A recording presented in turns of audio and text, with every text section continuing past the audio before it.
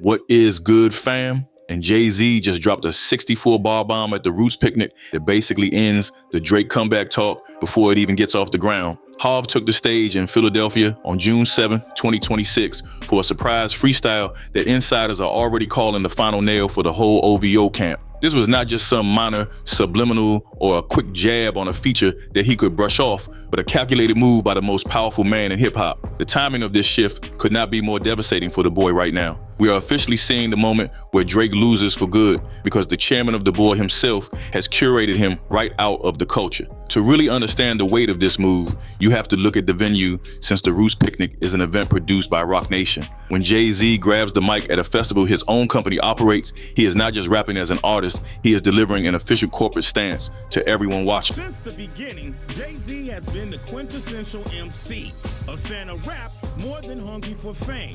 Back in the day, he was known to seek out battles just for the love of the sport.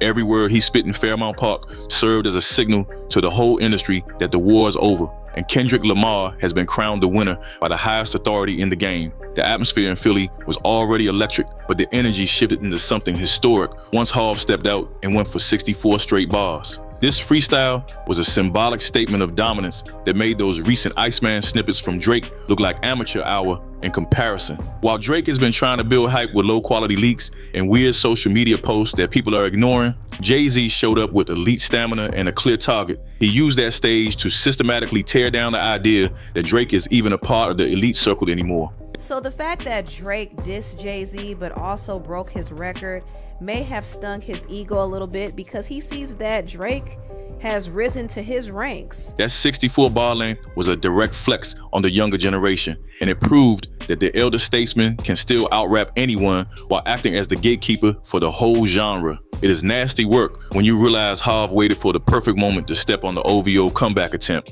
making sure those 2026 plans were dead on arrival. A Tribune report from June 2026 says the content of that freestyle targeted what Jay-Z called a trio of outsiders. This list included Drake, Kanye West, and Nicki Minaj, which effectively lumps Drake in with other artists who have been rejected by the mainstream industry. I was just another hit record after another hit record, another hit record. So naturally, people are gonna always wanna root for the underdog.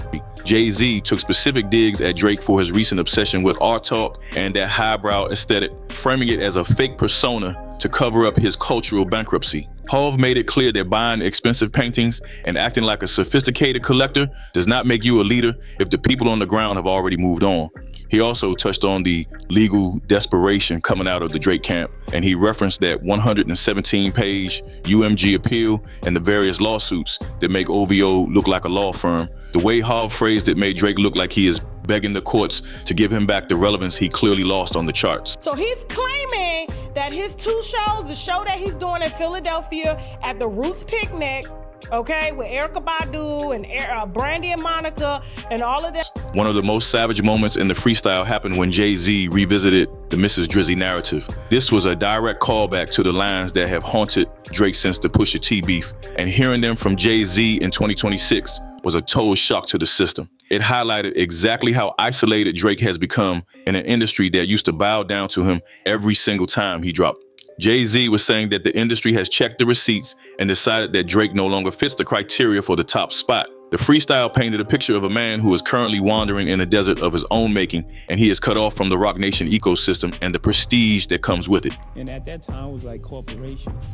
You know what I'm saying? I was just another hit record after another hit record, another hit record. This move by Hov was the ultimate validation of Kendrick Lamar winning, because it showed that the powers that be are no longer interested in staying neutral. They have picked a side, and that side is definitely not the OVO camp. The contrast between the performance from Jay-Z and the current situation for Drake is almost painful to watch. While Jay-Z is headlining his own festivals and making official proclamations, Drake is stuck in a cycle of failed rebrands and legal procedurals. The Iceman persona was supposed to be the big return to form for Drake, and it was a way to show he was cold-blooded and unbothered by the Kendrick beef. But the freestyle from Jay-Z exposed that as a total facade. You cannot be the Iceman when the man who owns the fridge just unplugged it. Now I want to get into what Jay-Z said about Drake, because Drake did take shots at him on his album Iceman, and his song Janice Shut the F Up went to #1. And in that song, he told Jay-Z, man, the jig is up. The industry is watching this play out and taking notes on who is still allowed at the high table. By grouping Drake with Ye and Nicki, Harv was sending a message that these three are no longer the ones driving the culture forward. They are just the leftovers of an era that the Roc Nation regime is ready to move past. Jay-Z delivered those 64 bars with the precision that showed exactly how to dismantle a career without making it look cheap. He used his position as the ultimate curator to decide who stays and who goes, keeping the attack sharp but incredibly lethal. The setting in Philadelphia added to the humiliation for Drake because that city has a deep history of raw lyricism and battle rap culture. Since the beginning, Jay-Z has been the quintessential MC, a fan of rap more than hungry for fame. Back in the day, he was known to seek out battles just for the love of the sport. No matter how many streams Drake racks up or how many billboards he buys, he cannot purchase respect from the architects of this culture. His legal team might file appeals and try to sue for defamation, but they cannot stop Jay-Z from telling the truth in Fairmount Park. This freestyle has officially set the tone for the entire summer of 2026, and it looks like a long, cold winter is ahead for the OVO camp. Drake spent years trying to get a nod of approval from Harv, but he received an eviction notice delivered in 64 bars of the most refined ether. The throne has spoken, and the verdict is that Drake has officially run out of time. Jay-Z is playing a long game with the Roc Nation infrastructure, using every tool at his disposal to shut Drake out for good. So the fact that Drake dissed Jay-Z but also broke his record may have stung his ego a little bit, because he sees that Drake has risen to his ranks. By controlling the Super Bowl halftime show and the Roots picnic, he effectively starves Drake of the biggest stages left in music. It is one thing to be out-rapped in a summer beef, but it is another thing entirely to be systematically excluded from platforms that define a legacy. We saw Jay-Z and Beyonce nodding along to Kendrick Lamar anthems back in 2024, and that was just a small hint of what was coming. Now that we are in 2026, Harv has transitioned from a passive observer to an active executioner with this freestyle. He is no longer just watching the fire burn from a distance, because he is the one holding the flamethrower this time. The irony of this situation is heavy when you look at the actual festival lineup in Philadelphia. Lil Wayne headlined the event, and he is the man who literally gave Drake his career over a decade ago. Jay-Z used that exact same stage to dismantle Wayne's most successful protege in front of thousands of screaming fans. And when Drake took shots at him, that's when he woke up. He had to take the wig off and get in the ring, okay? So listen.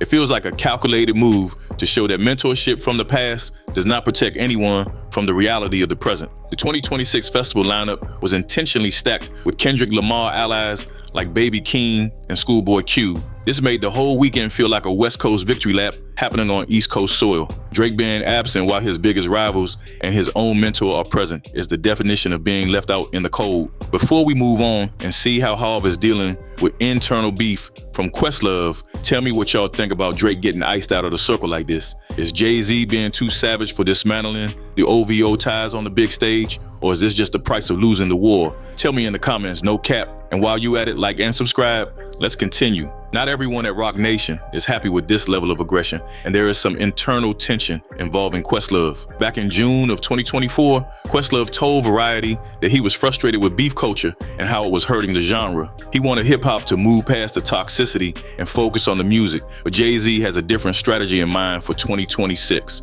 OVO is taking a business-first approach that recognizes how much these moments move the needle for the brand. While the elder statesmen of hip-hop might be divided on the ethics of this conflict, Jay-Z is winning because he knows silence is not an option. So he's claiming that his two shows, the show that he's doing in Philadelphia at the Roots Picnic, okay, with Erykah Badu and Brandy and Monica and all of that. The Roots Picnic has become a litmus test for who is still in good standing with the Roc Nation regime and who has been blacklisted. If you are on that stage, you are part of the future. But if you are missing, you are likely part of the past. Drake being officially out of the rotation is a massive shift because he was once the most sought after name for these prestige bookings. Now he is watching from the sidelines while his peers get the platform he used to dominate with ease. This is a corporate eviction notice disguised as a music festival, and Jay-Z is signing the papers with every bar he spits. Choosing Philadelphia as the venue for this announcement was a stroke of genius by Jay-Z and his team.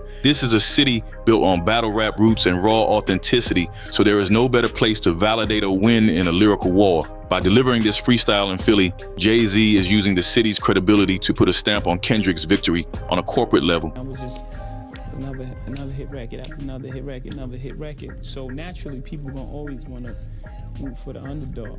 It makes the whole situation feel more official and less like a personal grudge between two rappers. The streets of Philadelphia do not respect the legal appeals or the rebrands that Drake is trying to push on social media. They respect bars and they respect the truth, and Jay-Z gave them both in 64 straight lines of absolute fire. Drake is fighting the Roc Nation machine now, and that is a much bigger problem than just dealing with Kendrick Lamar. this kind of institutional blockade is something you cannot just rap your way out of, especially when fans are meeting your newest music with a collective shrug. The calculated aggression Jay-Z showed in 2026 proves he is not interested in being a neutral peacemaker or some kind of friendly mentor to everyone. He wants to define exactly what hip-hop should look like for the next 10 years. His vision clearly has no room for the behavior coming out of the OVO camp. While Drake was wasting his time filing 117-page lawsuits and looking for a legal exit from his own mess, Jay-Z was busy planning the ultimate cultural lockout. This is how you win a war without ever breaking a sweat. Now I want to get into what Jay-Z said about Drake, because Drake did take shots at him on his album Iceman, and his song Janice Shut the F Up went to #1. And in that song, he told Jay-Z, man, the jig is up. It starts by making your opponent completely irrelevant on the stages that matter most. Everyone can see the power shift is undeniable at this point. The silence coming from the Drake camp is truly telling for those of us watching. Normally, Drake would have a witty caption or some subliminal line ready to go within hours, but Jay-Z represents a completely different level of opposition. You simply cannot bully the man who owns the very platforms you need to survive in this industry. The blockade is real, and it gets tighter every single day that Drake remains on the outside looking in at the rest of the game. By prioritizing the allies of Kendrick Lamar on the summer festival circuit, Roc Nation is making sure the sound of 2026 is the sound of Drake losing. Drake is finally learning that there are some corporate blockades you just cannot wrap your way through. The Iceman rebrand that Drake is pushing is falling apart in real time because it lacks the one thing he used to have in abundance. That missing piece is the stamp of approval from the legends who built this game from the ground up. When Jay-Z publicly rejects your entire aesthetic on a stage he actually owns, that icy persona starts to look like a man just shivering in the dark. We are witnessing a complete meltdown because the rest of the industry has realized that Drake is no longer the safe bet for a high-profile partnership. This isolation explains exactly why that 117-page appeal to UMG feels so incredibly desperate to everyone currently watching the legal filings. And at that time, it was like corporation. You know what I'm saying? I was just another hit record after another hit record, another hit record. Without the cultural backing of figures like Jay-Z and Beyonce, Drake is being forced to rely on his lawyers and corporate paperwork to hold his position. It is a massive fall from grace for a man who used to run the entire summer with a single Instagram caption or a surprise drop. The lack of industry support is not just a rumor anymore because the numbers are finally starting to reflect the reality of the Roc Nation blockade. Following the Roots Picnic weekend, sales predictions for projects affiliated with OVO have started to tank as the narrative of Drake losing for good takes hold. The data shows that the audience is moving toward the authenticity provided by Kendrick Lamar and the Roc Nation camp. Drake might attempt to respond to this freestyle using a burner account or some late-night leak on a random Tuesday, but it really will not matter. Jay-Z has already set the narrative for the 2026 Summer Festival season. That narrative says that Drake is a liability rather than an asset to the culture. You cannot just buy your way back into the center of the culture once the gatekeeper has officially changed the locks on you. This whole situation proves